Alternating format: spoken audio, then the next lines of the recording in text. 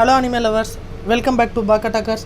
இன்றைக்கி நம்ம பார்க்க போகிற அனிமே பேர் என்னென்னா டோக்கியோ ரெவெஞ்சர்ஸ் சீசன் 1ல் எபிசோடு 6 ரிக்ரெட்ஸ். போன எபிசோடு 5ஓட ஒரு சின்ன ரீகேப் பார்க்கலாமா? போன எபிசோடில் என்னாச்சுன்னா, நம்ம ஹீரோவான டக்காமிச்சியும் நவோட்டோவும் ஒரு இன்வெஸ்டிகேட் பண்ணுறாங்க ட்ராகனோட டெத்துக்கு என்ன காரணன்றது. அதாவது அதில் அவங்கள இன்வெஸ்டிகேஷனில் என்ன ஆச்சுன்னா, August 3 அன்றைக்கி மோய்பிஸ்ன்ற ஒரு கேங் வந்து ஒரு டோக்கியோ மாஞ்சியோட ஒரு பழமையான கேங்குன்ற மாதிரி இருக்கும். அந்த கேங்கு கூட நடந்த சண்டையில் ஒசனாயின்றவன் வந்து கத்தியால் குத்திடுவான். ஓகேங்களா, இதுதான் நடந்திருக்கு. இப்போ அது அவன் இறந்ததுனால மைக்கி வந்து கட்டுப்படுத்த முடியாத அளவு கோவமாகி டெட்டாக்கிசாக்கி வந்து ஜாயின் பண்ணி அவனால தான் நம்ம ஹினாட்டா இறந்தான்ற மாதிரி ஒரு ஐடியாவில் இருந்திருப்பாங்க நம்ம நவோட்டோவும் டக்காமிச்சியும். ஓகே, இதுதான் நடந்துச்சு. அதுக்கப்புறம் வந்து ட்ராகனை எப்படி இறந்தான்றதுக்காக அவனை ப்ரொடெக்ட் பண்ணுறதுக்காக அவன் பின்னாடியே நம்ம ஹீரோ டக்காமிச்சி சுற்றிக்கிட்டே இருப்பான். கடைசியில் பாவோட கேர்ள் ஃப்ரெண்ட் அட்மிட் ஆகிருக்கு ஹாஸ்பிட்டலுக்கு. மைக்கி ட்ராகன் எல்லாம் போவாங்க. அவங்கள பின்தொடர்ந்து நம்ம ஹீரோ டக்காமிச்சியும் போய் பார்ப்பான். அதுலேருந்து ஒன்று தெரிஞ்சுக்கிட்டான் என்னென்னா, நம்ம ட்ராகன் வந்து ரொம்ப பொலைட்டடான பர்சன். அதாவது பொலைட்டாக இருக்கவங்கக்கிட்ட பொலைட்டாக இருப்பான், ஹார்ஷாக இருக்கவங்கக்கிட்ட ஹார்ஷாக இருப்பான் அப்படின்ற மாதிரி ஒரு ஆள். அதாவது யார்கிட்ட எப்படி இருக்கணுன்ற நல்லா தெரிஞ்சுக்கிட்ட ஒரு ஆள் நம்ம ட்ராகன். அவன் வந்து சொல்லுவான், இதெல்லாம் நம்ம தான் சரி பண்ணணும், இவங்களுக்கு நம்பிக்கை, அவங்க நம்ம குடும்பம், நம்ம தான் அதுக்கான பொலி வாங்கணும் அப்படின்ற மாதிரி ஒரு இதுன்னுட்டு இந்த சண்டை கண்டிப்பாக நடக்கணும் மொய்பீஸ் கேங்கு கூட அப்படின்ற மாதிரி சொல்லுவான். ஓகேங்களா, இப்படியே அவன் வந்து அந்த மாதிரி பேசிவிட்டு திருப்பி அவன் மைக்கியை கூட்டின்னு ட்ராகன் கீழே வருவான். அந்த டைம் மிட்சுயு, டோக்கியோ மாஞ்சியோட 2nd டிவிஷன் லீடர் பேர் வந்து மிட்சுயு வருவான். மிட்சுயு கூட பைக்கில் மைக்கி ஏற்றி விட்டு அப்புறம் பார்க்குறன்ற மாதிரி சொல்லிவிட்டு ட்ராகன் கிளம்பலான்னு பார்ப்பான். அவன் ட்ராகன் வந்து நோட்டீஸ் பண்ணிவிடுவான். நம்ம டாக்காமிச்சி அவனை ஃபாலோ பண்ணுறத அவன் நோட்டீஸ் பண்ணிவிடுவான். நோட்டீஸ் பண்ணதுக்கப்புறம் அவனும் சரின்னு சொல்லிட்டு கிளம்புவான். அந்த ஹாஸ்பிட்டலில் விட்டு கிளம்ப போகக்குள்ளே அவனோட ஃப்ளாஷ்பேக் சொல்லுவான், அவன் எப்படி பிறந்தான்றது. அதாவது அவன் பிறந்ததுலேருந்து அவங்க அப்பா யாருன்னு தெரியாது. அவன் வளர்ந்தது எல்லாமே ஃபேஷன் ஹெல்த்துன்ற ஒரு இடம்தான். அவங்க அம்மா வந்து காசுக்காக வேலை செய்கிறவங்க. இவன் பிறந்ததுலேருந்து அவன் வளர்கிற வரைக்கும் அவனுக்கு தெரிஞ்ச விஷயம் எல்லாமே அந்த லோஷனும் பிங்க் கலர் டவல்ன்ற மாதிரி தான் அவன் சொல்லியிருப்பான். ஏன்னா அவன் வந்து ஒரு சின்ன குறுகிய இடத்துலையே வந்திருக்கான். அதாவது அவனுக்கு தெரிஞ்ச முதல் உலகம் வந்து அந்த ஃபேஷன் ஹெல்த்து தான்.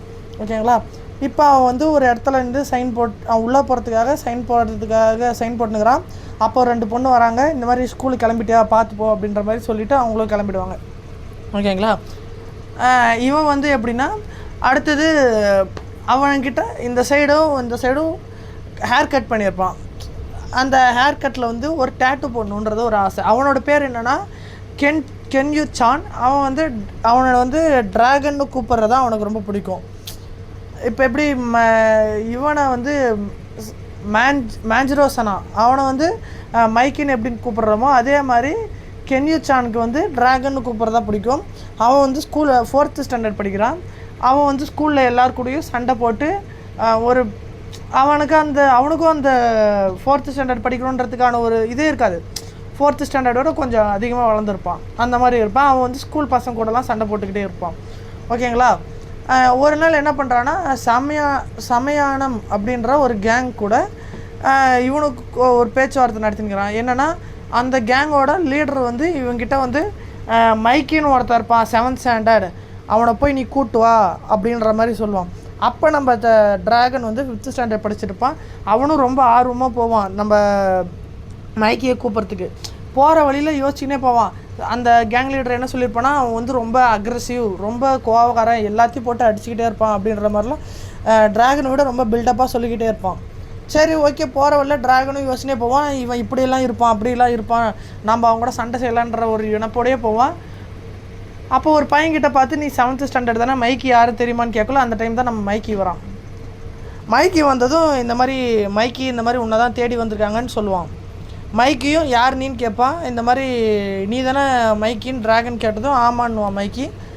அதுக்கு ட்ராகன் வந்து இந்த மாதிரி ஒரு பையன் வந்து இந்த கேங் லீடர் வந்து உன்னை பார்க்கணுன்னு நினைக்கிறான், நீ வரையான்னு கேட்பான். மைக்கியும் கொஞ்சம் கூட யோசிக்காமல் ஓகே நான் வரேன் அப்படின்ற மாதிரி சொல்லுவான். அப்படியே சொல்லிட்டு அவங்க 2 பேரும் கிளம்பி போவாங்க.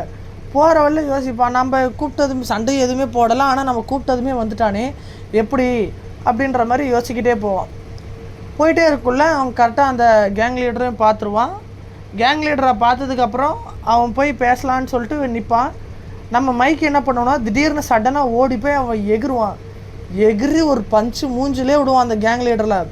ஒரே அடி 6 அடித்த மாதிரி சும்மா மூஞ்சிலே அடி விழுந்து பறந்து போய் விடுவான். அவனால் எழக்கூட முடியாது, அவ்வளோ அடி, சரியான அடி.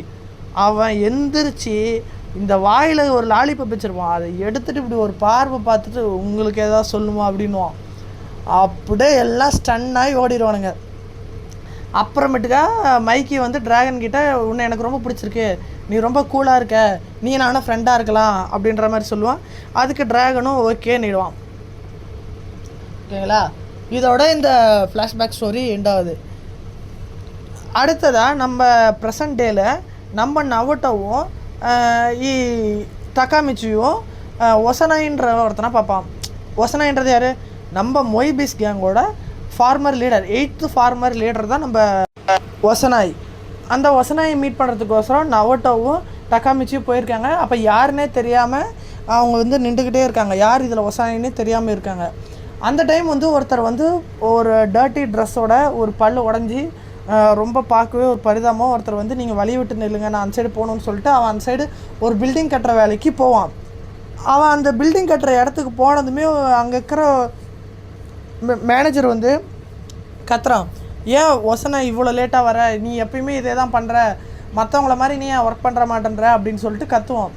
இவங்க 2 பேருக்கும் சரியான ஷாக்கு. அதாவது மொய்பிஸ் கேங், பெரிய கேங்கோட ஒரு 8th ஃபார்மர் லீடர் வந்து இப்படி இருக்கானே அப்படின்ற மாதிரி ஒரு இதில் யோசிச்சுக்கிட்டே இருப்பாங்க. சரி ஓகே இவன் தானான்றதை ஒரு டைம் இன்வெஸ்டிகேட் பண்ணிடலான்னு சொல்லிட்டு அவனை கூட்டின்னு போகிறாங்க. ஒரு காஃபி ஷாப்புக்கு கூட்டின்னு போயிட்டு கேள்வி கேட்க ஆரம்பிக்கிறாங்க.